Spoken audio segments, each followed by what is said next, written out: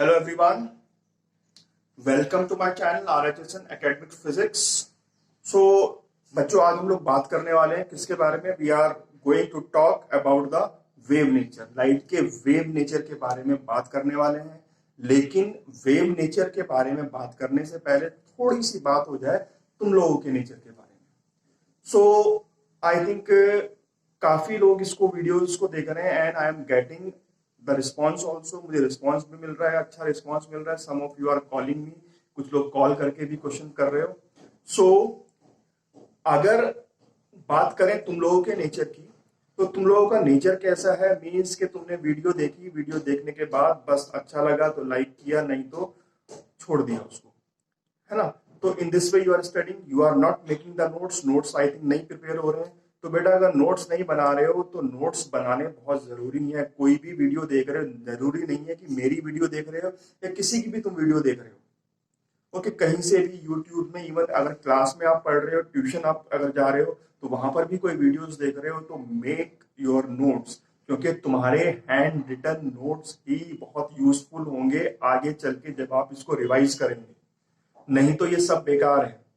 Okay, नहीं तो ये क्या हो जाएगा? सब बेकार हो जाएगा।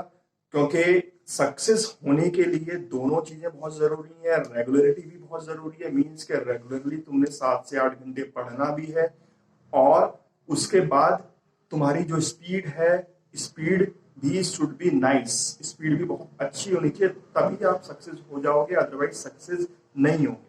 क्योंकि तुम्हारी पूरी की पूरी क्लास में 10% बच्चे तो ऐसे होते हैं जस्ट लाइक अ चुलबुल टाइप, जैसे चुलबुल पांडे है, बिल्कुल वैसे ही होते हैं वो। उनको एग्जाम देने के बाद ही पता चल जाता है कि हमारा कुछ नहीं हो सकता। ओके, कुछ बच्चे ऐसे होते हैं कि बहुत ज्यादा मेहनत करते हैं, लेकिन क्या है, स्पीड नहीं है। तो स्पीड नहीं है तो सबसे ज्यादा डिसएडवांटेज इन्हीं बच्चों को मिलता है कि लास्ट में 70 से 80% बच्चे आपकी क्लास में ऐसे होते हैं, और 10% बच्चे वो बच्चे होते हैं जो रेगुलर भी हैं और क्या कर रहे हैं, स्पीड भी उनकी अच्छी है। और स्पीड कैसे निकल के आएगी? अगर आप नोट्स प्रिपेयर कर रहे हो, अपने खुद के हैंड रिटन नोट्स।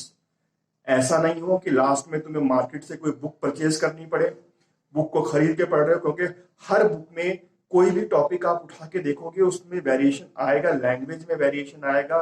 कई बार उसकी लैंग्वेज अच्छी होगी, कई बार उसकी लैंग्वेज बहुत बेकार होगी, तो you get confuse last time. तो लास्ट टाइम पे कंफ्यूज होने से अच्छा है कि अभी आपके पास टाइम है तो अपने खुद के हैंड रिटन नोट्स बनाने स्टार्ट करो। सो आज हम लोग बात कर रहे हैं वेव नेचर की। ये तुम्हारी बुक का इट इज 6th यूनिट है।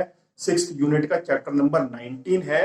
तो we are talking about the हाइगन प्रिंसिपल के बारे में बात करेंगे, and we are going to talk about the wave nature of light का जो वेव नेचर है उसके बारे में बात करेंगे। सो अगर मैं लाइट का वेव नेचर के बारे में बात करूं तो फिर पार्टिकल नेचर का क्या होगा?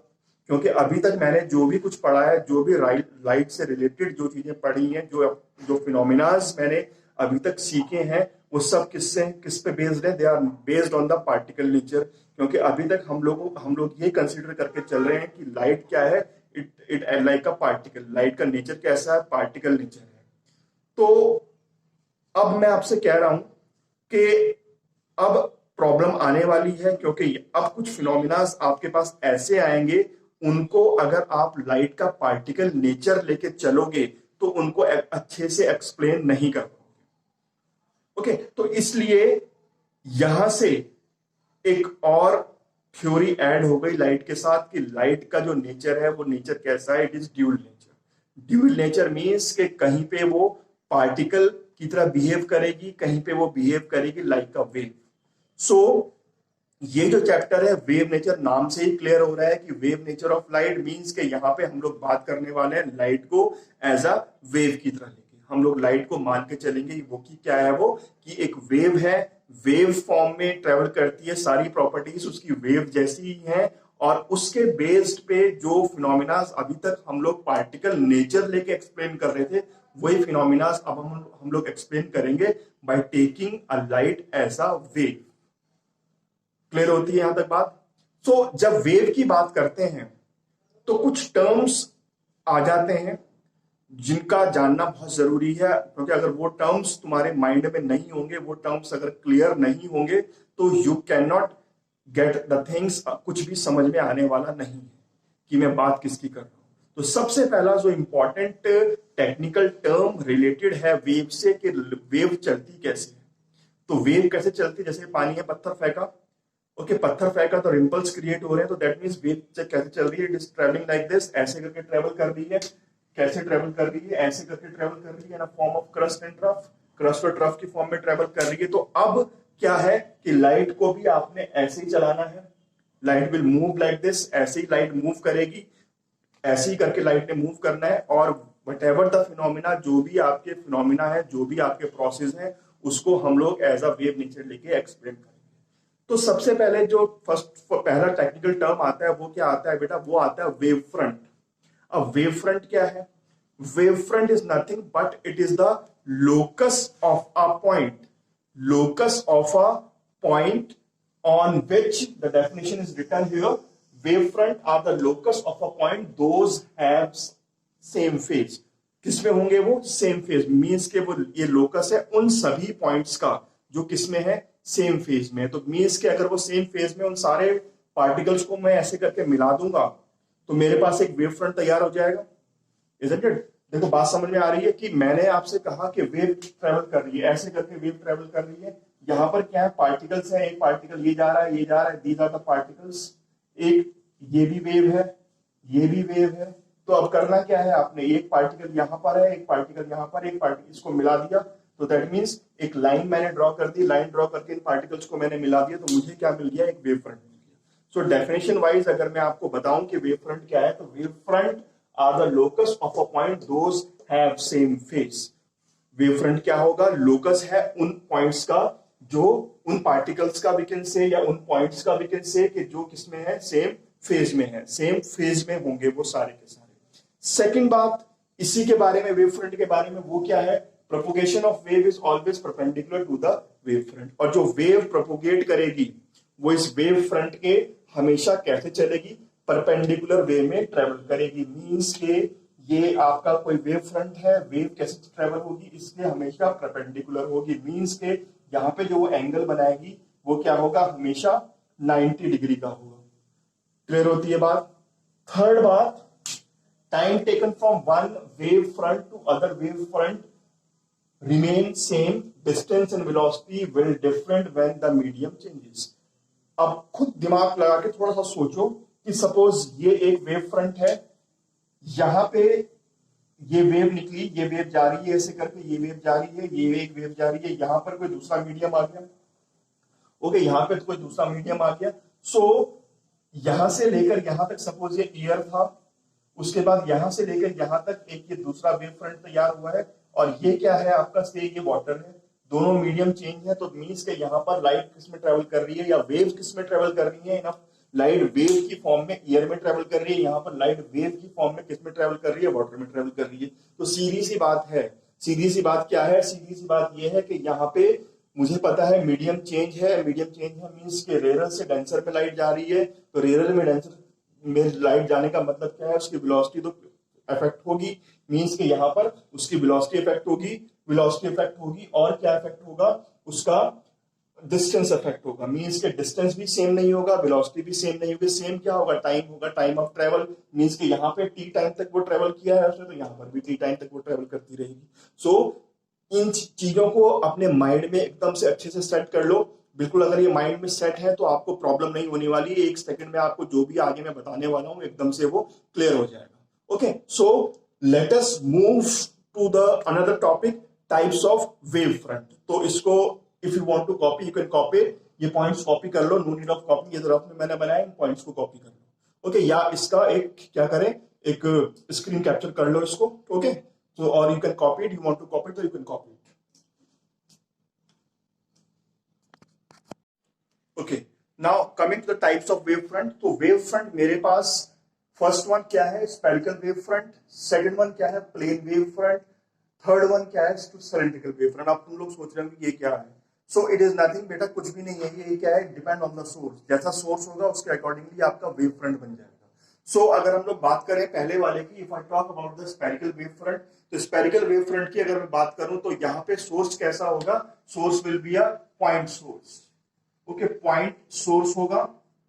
अ पॉइंट सोर्स है तो यू नो सपोज ये मैंने एक पॉइंट सोर्स ले लिया ए, अब यहां से क्या होगा, ऐसे करके वेव निकलेगी, यहां से भी ऐसे एक वेव जाएगी, यहां से भी एक ऐसे वेव जाएगी, इधर भी एक वेव जाएगी, इधर भी वेव जाएगी, यहां पर भी जाएगी, यहां पर भी जाएगी, यहां पर भी जाएगी। अब ये सपोज इसको यहाँ पे बोर्ड पे मत समझो, इसको अगर सपोज मैं कहूं कि ये आपका पॉइंट सोर्स है, this is the point source, या ये एक पॉइंट सोर्स है, तो लाइट कैसे निकल रही है, सर लाइट ऐसे भी निकल रही है, लाइट ऐसे भी निकल रही है, इधर भी जा रही है, इधर भी, नीचे भी है, ऊपर भी है। तो दैट मीन्स ये क्या करेगा, एक स्पेयर शेप में, एक स्पेयर शेप में एक ज्योमेट्रिकल स्ट्रक्चर बनाएगा। तो दैट्स व्हाई हम लोग इसको क्या बोल देंगे, we called it a spherical wave front.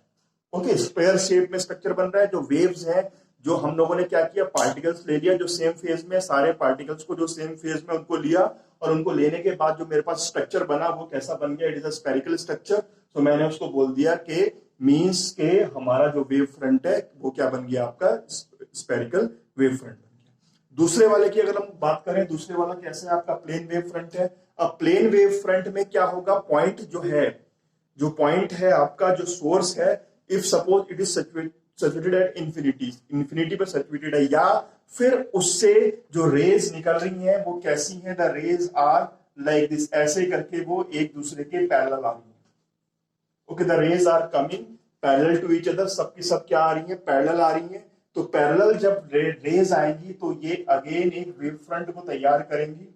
So that type of wave front is called a plane wave front. ऐसे करके आपके पास एक वेव फ्रंट बनेगा। ओके, और इस वेव फ्रंट को क्या बोलेंगे आप, we call it a plane wave front. Okay, ये क्या हो गया आपका, प्लेन वेव फ्रंट।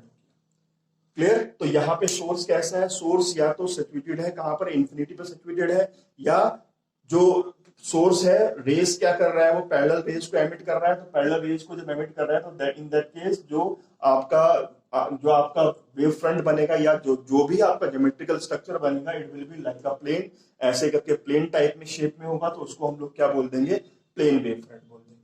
थर्ड वाले की बात करें, cylindrical wave front. Cylindrical wave front कैसा होगा बेटा, सिलेंड्रिकल वेव फ्रंट में सिलेंड्रिकल शेप बनेगी। मींस के अगर जो वेव, जो आपका सोर्स है वो लाइन सोर्स है, मींस एक बहुत बड़ा सा सोर्स है, लाइन सोर्स है, ऐसे करके लंबी सी एक ट्यूबलाइट है, उससे क्या हो रहा है, रेज निकल रही है ऐसे करके।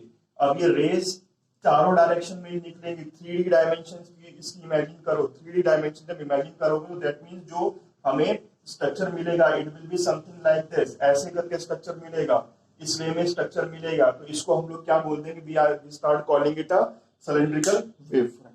ओके, बस सिंपली तुम्हारी इमेजिनेशन वर्क करेगी यहाँ पे, क्योंकि मेरे पास कोई 3D ब्लैक बोर्ड नहीं है कि मैं उसको 3D बना के तुम्हें समझा दूं। तो सिंपली इमेजिन करो, ये लाइन सोर्स है, वेव्स जो निकल रही हैं चारों डायरेक्शन में ऐसे करके उससे निकल रही हैं। तो आगे चल के जो वो ज्योमेट्रिकल स्ट्रक्चर बना रहा है, लाइट रेज जो ज्योमेट्रिकल स्ट्रक्चर बना रही है, वो कैसा है, सिलेंड्रिकल शेप में है।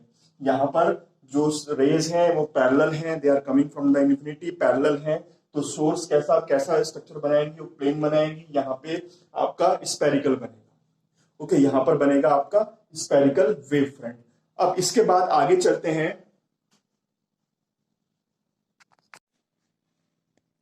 अच्छा, तो तुम्हें आई थिंक अब माइंड में क्लियर है कि वेव फ्रंट क्या है। इसकी बेटा ये दो प्रॉपर्टीज हैं।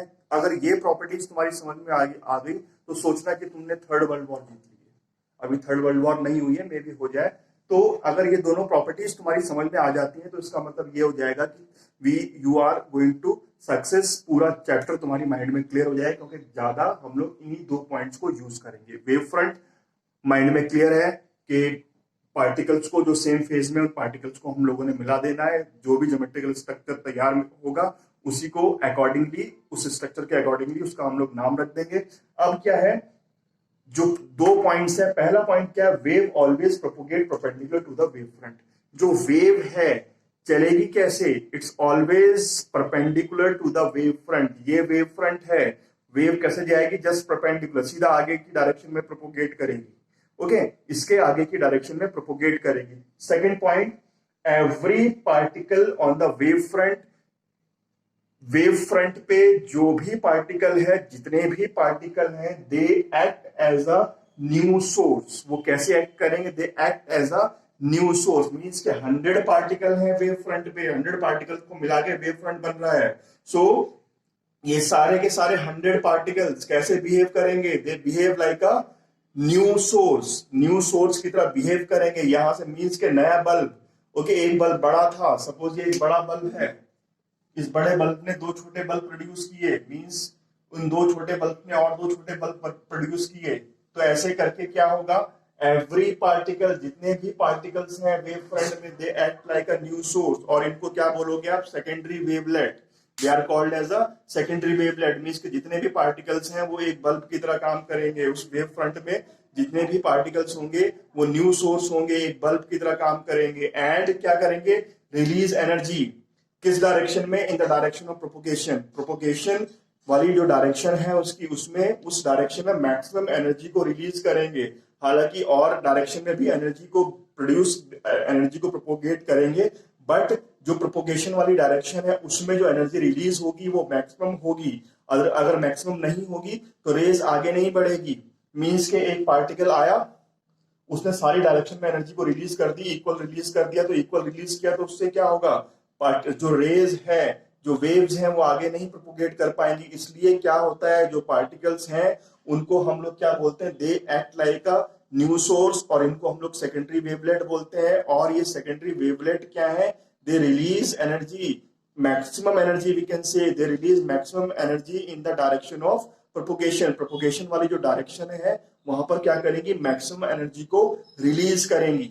ओके, सो ये पॉइंट अगर क्लियर हो गए तो हम लोग आगे चलते हैं। आगे क्या करना है? हमने हाइगन प्रिंसिपल को पढ़ना है। Okay, so let us study about the हाइगन प्रिंसिपल। हाइगन प्रिंसिपल को आइए ह्यूजन प्रिंसिपल के ऊपर। तो ह्यूजन प्रिंसिपल को हम लोगों ने क्या किया है? 3 पॉइंट्स में, मींस के जो प्रिंसिपल था इसका 3 पॉइंट्स में उसको एक्सप्लेन किया है। पहला पॉइंट तो लगभग सेम है, वैसे जो प्रॉपर्टीज में आपने पढ़ा, वेव फ्रंट की जो प्रॉपर्टीज पढ़ी है लगभग करीबन सेम है, वही है। तो फर्स्ट पॉइंट क्या है? Every particle of the medium situated on the wave front act as a new wave source. Means के जो भी पार्टिकल है, जो भी पार्टिकल है वेव फ्रंट के ऊपर, वो क्या करेगा? एक नए बल्ब की तरह काम करेगा। क्या है? नया बल्ब है, उससे आगे वेव्स निकलेंगी। और ये जो ये नया पार्टिकल है इसको क्या बोलते हैं? सेकेंडरी वेवलेट बोलते हैं। It is called a secondary wavelet.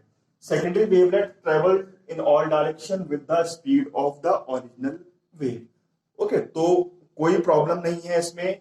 जितने भी पार्टिकल्स हैं वो क्या, कैसे एक्ट करेंगे? एक बल्ब की तरह एक्ट करेंगे। मींस के लाइट निकलेगी उनसे, वेव्स निकलेगी उनसे। और जो ये सेकेंडरी पार्टिकल है ये कैसे बिहेव करेगा? इट्स बिहेव लाइक अ, जो स्पीड होगी इसकी ओरिजिनल वेव। मींस के जो पुराना, जो बड़ा बल्ब था वहां से जो निकल के आ रहे हैं, बिल्कुल पुराने बल्ब के जितनी ही इनकी स्पीड होगी। मींस के स्पीड सेम होगी। Third point, the envelope of the secondary wavelet in the forward direction gives the new wave front. और जो एनवलप बनाएंगे हम लोग फॉरवर्ड डायरेक्शन में सेकेंडरी वेवलेट का, ये क्या करेगा? नया वेव फ्रंट दे देगा। सो आई थिंक कोई प्रॉब्लम नहीं है इसमें ह्यूजन प्रिंसिपल में। फिर से एक बार देख लो। पहला, जितने भी पार्टिकल्स हैं वेव फ्रंट के ऊपर वो क्या, कैसे एक्ट करेंगे? They act like a new, they act like a they act like a new wave front, नए वेव फ्रंट की तरह एक्ट करेंगे। सेकंड पॉइंट जो है, they travel in all direction. जो एनर्जी रिलीज करेंगे सारे डायरेक्शन में एनर्जी रिलीज करेंगे। सिंपली फॉरवर्ड डायरेक्शन में ज्यादा एनर्जी रिलीज करेंगे, या वी कैन से अपनी जो प्रोपोगेशन की जो डायरेक्शन है उस डायरेक्शन में ज्यादा एनर्जी को रिलीज करेंगे। Third point, the envelope of the secondary wavelet in forward. अगर हम लोग उसका फॉरवर्ड डायरेक्शन में एनवेलप बनाएंगे तो ये एनवेलप हमें क्या देगा? ये एनवेलप हमें नया वेव फ्रंट दे देगा। So this is the Huygens principle. So ये उसने अपने प्रिंसिपल में एक्सप्लेन किया। अब चलिए इसी प्रिंसिपल पे बेस्ड हम लोग पढ़ते हैं क्या? Let us study about the reflection. Reflection को कैसे हम लोग प्रूव करेंगे with the help of this principle. चलिए बात करते हैं किसके बारे में? Reflection of light. Reflection of light को देखते हैं कैसे करके देखना है। By taking the wave nature. Light का वेव नेचर लेके ही हम लोग बात करने वाले हैं रिफ्लेक्शन ऑफ लाइट की। तो जो पार्टिकल नेचर था उसको आप भूल जाओ। वहां पे हमारे पास 2 लॉज थे, एटलीस्ट लॉज दिमाग में होने चाहिए तुम्हारे, क्योंकि उन लॉज को ही आपने प्रूव करना है। एक लॉ था I equals to R, means angle of incidence equals to angle of reflection.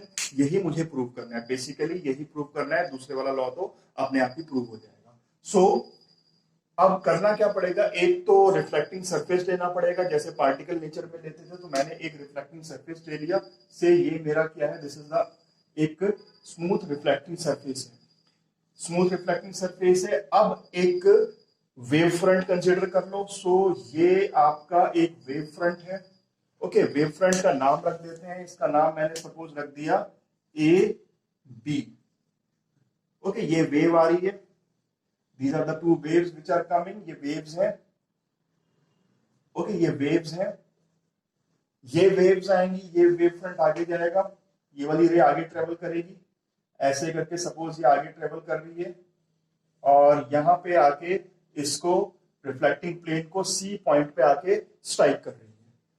अब देखिए, सपोज मान लेते हैं कि लाइट की स्पीड कितनी है, v है, लाइट की स्पीड v है और यहाँ पे क्या था, t इक्वल टू 0 था, यानी कि टाइम 0 था, और यहाँ पे t इक्वल टू टी है, मीन्स टाइम कितना है, यहाँ पे t है। तो ये डिस्टेंस कितना हो जाएगा, स्पीड इंटू टाइम करेंगे तो डिस्टेंस मिल जाएगा, डिस्टेंस कितना आ गया, vt आ गया।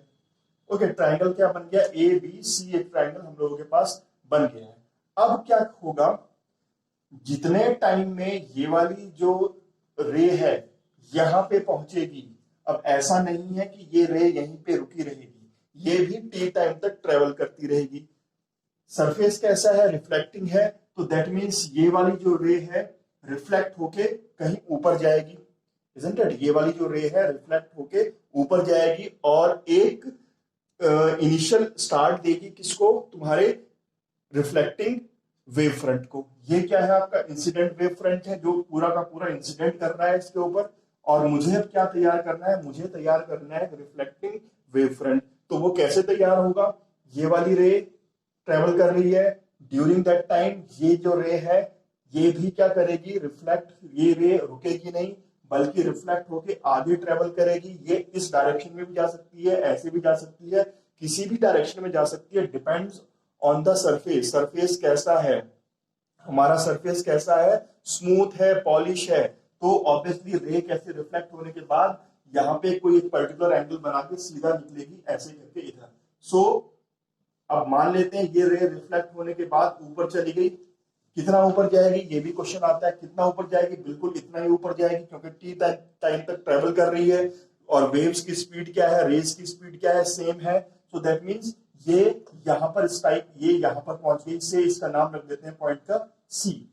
सी तो हमने ऑलरेडी रख दिया, इस पॉइंट का नाम हम लोग रख देते हैं क्या, डी। इस पॉइंट का नाम क्या रख दिया हमने, डी। अब क्या होगा, ये मुझे मिल गया क्या, एक रिफ्लेक्टिंग सरफेस। अब देखो कैसे मिला, ये VT है तो ये भी VT होगा और इसको मिला दीजिएगा आप इधर।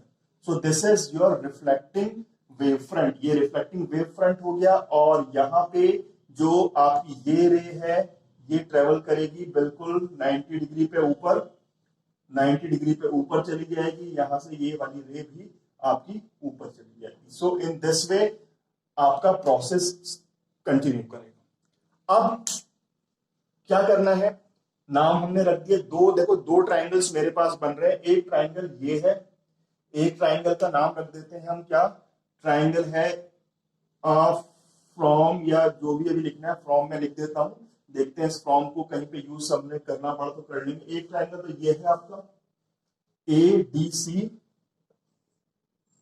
एक ट्राइंगल A और ये D है, ये C है।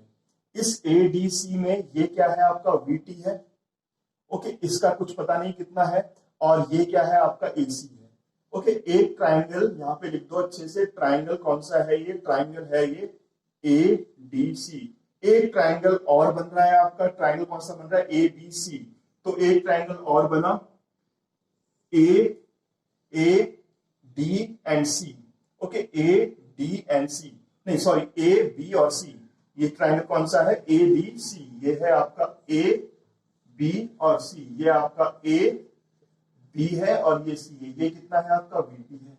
अभी इसको रख के हम लोग ऐसे छोड़ देते हैं। अब यहां पर आ जाइए, यहां पे हमने नॉर्मल ड्रॉ किया, ये नॉर्मल है सपोज तुम्हारा, ये नॉर्मल ड्रॉ कर दिया, इस पॉइंट का नाम N रख देते हैं, AN इज द नॉर्मल। अब AN नॉर्मल अगर है तो ये एंगल कितना बनेगा, it is angle of incidence, ये एंगल ऑफ इंसिडेंस है आपका, एंगल ऑफ इंसिडेंस बनेगा। इस वाली पिक्चर को यहां पे बना दो जरा, कि ये आपका ए है, ये आपका एन है, और ये आपकी रे आई है, ये एंगल कितना है आपका आई है, और जो रिफ्लेक्टेड रे है वो कहां पे चल रही है, ये आपकी रिफ्लेक्टेड रे ऐसे ट्रेवल कर रही है। ओके, ये आपका क्या है, ए डी है। अब यहां पे आप क्लियर अच्छे से देखो कि ये एंगल, ये क्या है, ये मींस के we are talking about this angle, इस एंगल की बात हो रही है। ये एंगल कितना है, 90 डिग्री है, ये एंगल 90 डिग्री है, और ये एंगल भी कितना है, 90 डिग्री है। अब जब ये एंगल 90 डिग्री है, ये एंगल कितना है, आई है, तो ये एंगल कितना हो जाएगा, 90 माइनस आई हो जाएगा। ये अगर मैं x ले रहा हूं, इसको मैंने अगर x लिया तो x की वैल्यू कैसे निकलेगी आपकी, 90 minus I plus X equals to 90, 90 से 90 कट हो गया, और x इक्वल्स टू कितना आ गया, आई आ गया। दैट मींस यहां पे ये एंगल कितना आ गया, आई आ गया। अब आइए इस साइड, इस तरफ आ जाइए, इस तरफ इस वाले पॉइंट को थोड़ा सा नीचे बना लीजिए। सपोज ये पॉइंट सी है, ये पॉइंट सी है, तो ये आपकी रे आई है बीसी, ये रे बीसी आई है, ये क्या है, बी है, ये सी है, ये रे बीसी आई है, रिफ्लेक्ट होके ऊपर चली गई है, ये ऐसे करके ऊपर चली गई है। नॉर्मल ड्रॉ कर देते हैं यहां पर, ये नॉर्मल ड्रॉ किया, ये एंगल कितना बन गया, नॉर्मल ड्रॉ किया, ये एंगल कितना बन गया, आर बनेगा। ओके, ये जब आर बनेगा तो मुझे पता है बेटा कि मुझे पता क्या है, मुझे ये पता है कि ये एंगल कितना है, पूरा 90 डिग्री है। ये 90 है तो ये कितना हो जाएगा, 90 माइनस आर हो जाएगा। ओके, ये 90 माइनस आर हो जाएगा, तो ये पूरा का पूरा एंगल कितना हो जाएगा, it is equals to R. कैसे आया आर, यहाँ पे देख लीजिए, ये कितना है, आर है, ये कितना है, 90 है, ये 90 है, और ये भी 90 है, ये 90 माइनस आर हो गया। इस एंगल को y मान लो, तो इस एंगल y को निकालना हो तो y प्लस 90 माइनस आर किया, इक्वल्स को कितना रखा, 90 के 90 90 कट हो गया, y इक्वल्स को कितना आ गया, आर आ गया। तो दैट मींस ये एंगल कितना आ गया, आर आ गया। अब यहां पर आ जाइए इन फिगर्स में, इन फिगर्स में जब आ रहे हैं तो बात करते हैं पहले ट्राइंगल ए डी सी की, ए डी सी की। ये कितना है, वीटी है, ये वीटी है। ओके, ए डी कितना है, वीटी है, एंगल ए कितना है आपका, आई है। इस पे आइए ट्राइंगल पे, इस ट्राइंगल पे जब हम आ रहे हैं तो ये ट्राइंगल कौन सा है, ये ट्राइंगल ए बी सी है। इसमें क्या है, ए बी, तो छोड़ दो ए बी को, बीसी कितना है, वीटी है, बीसी कितना है, वीटी है, और एंगल आर, एंगल सी कितना है, आर है। ये एंगल कितना है आपका, आर है। अब दोनों ट्राइंगल्स को कंपेयर करो, दोनों ट्राइंगल्स को कंपेयर करो, बीसी, बीसी इक्वल्स टू कितना है, बीसी इक्वल्स टू बीसी हो गया। सो यहां पे लिख दो, फ्रॉम ट्राइंगल